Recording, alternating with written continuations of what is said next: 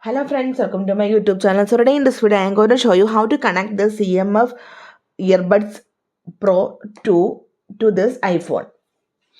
So first of all, you need to enable the Bluetooth on your device. For this, simply go to settings and tap on the option Bluetooth and simply turn on this one. Now enter your earbuds to the pairing mode. Okay. Now this device is on. To enter this earbuds to the pairing mode, we need to press and hold this button. You can see a symbol button here, and you can see the blinking here light. You can see the light blinking. Till that time, you need to press and hold this button. You can see, right? It's blinking. Now you can see the name here. Simply tap on this one. This will automatically connect. You can see it is connected.